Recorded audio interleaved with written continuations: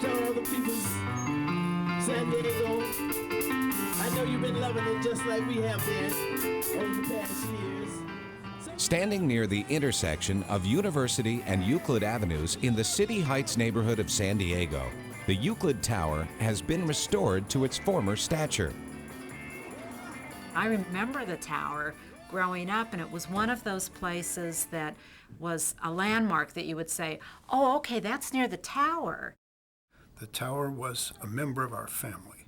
The tower was something we revered, adored, enjoyed. I was fortunate at the time when I first moved to City Heights to live in a really active neighborhood with a couple of the people that were really active on getting the tower art project done, which was kind of the first step in the tower restoration.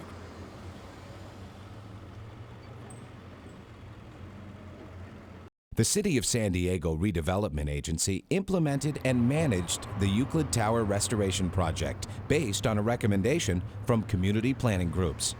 Created in 1958, the Redevelopment Agency works to alleviate physical and economic deterioration in older urban neighborhoods.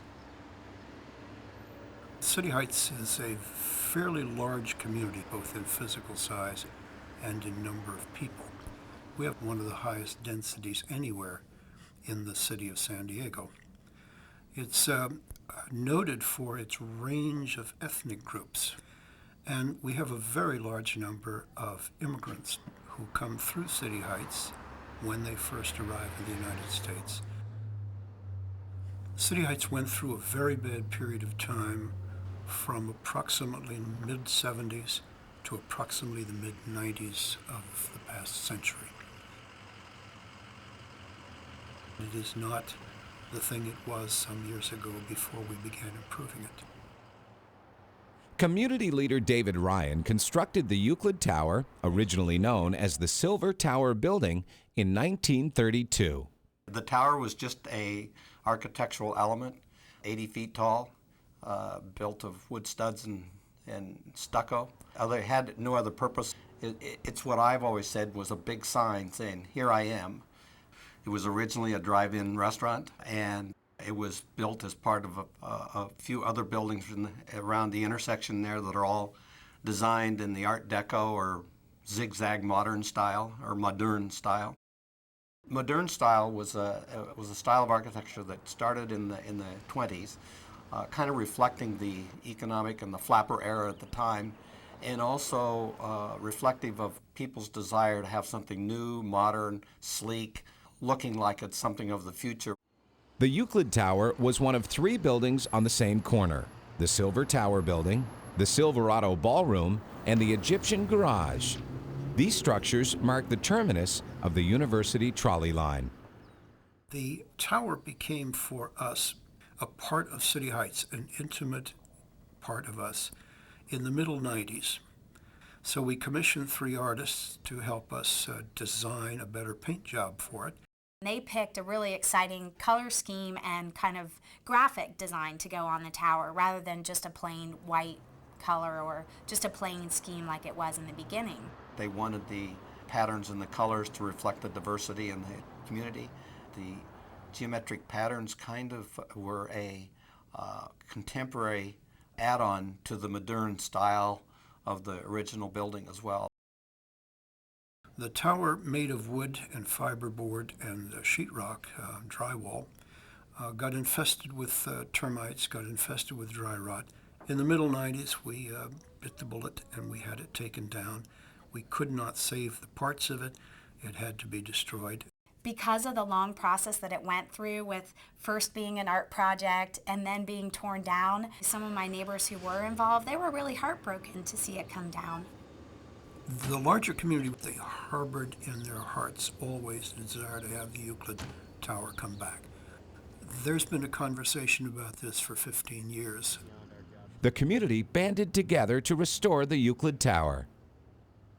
Why do you restore is an age-old question. And people's motivations are different. Sometimes it's a romantic notion of the good old days. There are other people who like historic preservation and restoration because in some cases it helps to maintain a scale a detail, a color, a type of a neighborhood that can also facilitate new construction.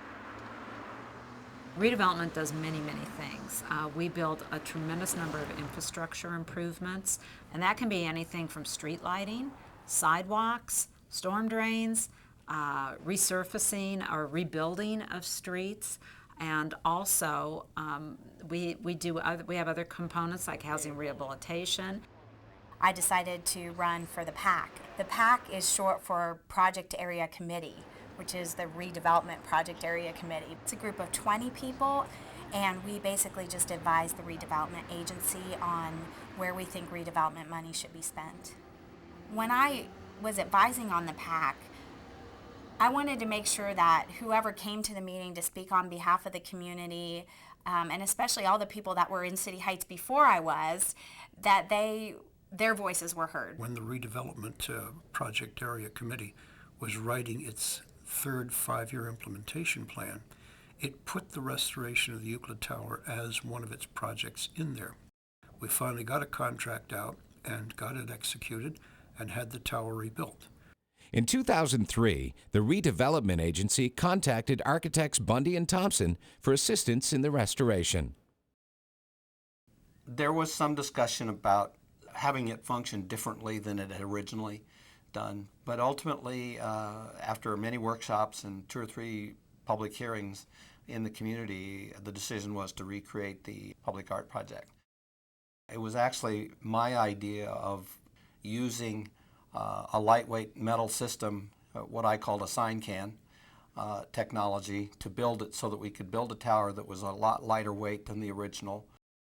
Not too many times has someone given a job to build an 80-foot tower with all sorts of elaborate color schemes on it. On April 20th, 2009, the community commemorated the restoration of the Euclid Tower with a public event. So we stand at an area that was the eastern edge of San Diego at one point. They didn't think anyone ventured past 47th Street, so they stopped it here. And it's amazing to see what's happened over the years. Since we've been here so long, you know, giving up to all the people's San Diego. I know you've been loving it just like we have been over the past years. So give it up to San Diego! Get on up, y'all! Just a little bit. Yeah. A lot of residents have started coming back now that the tower's up there. They said they wouldn't come in if the tower wasn't on the tower, so it's good to have them back. After I bought the bar, I suggested to a friend of mine that he open a tattoo shop upstairs. Upstairs was vacant. It was the kitchen for when the tower was a restaurant and bar. It worked out really great. I've been tattooing for about 12 years now. I like working here. I like that it's a landmark. I like that people can see it from far away and that they know that's the tower. I really love City Heights. It's like an undiscovered jewel. I'm just really glad that people saw that, you know, enough not to tear it down. It's a really nice change for San Diego. Today, the tower stands as an enduring symbol of a community-wide effort to maintain the legacy of the historic neighborhood while celebrating the cultural diversity of the City Heights community. It's really created a new focal point, a sense of community pride and identity, and really creates a buzz in the neighborhood. We've already been talking as PAC members that we'd love to see the ballroom across the street and the garage next door be redone. Let's make all of City Heights exciting again. This reconstruction has hopefully fulfilled the original intentions of the artists and and the community who looked at this public art project as something more than just historic rehabilitation.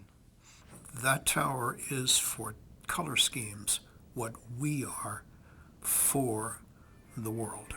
It's as much a rainbow of pigments and chromos as we are a rainbow of skin colors, religious persuasions, and ethnic backgrounds.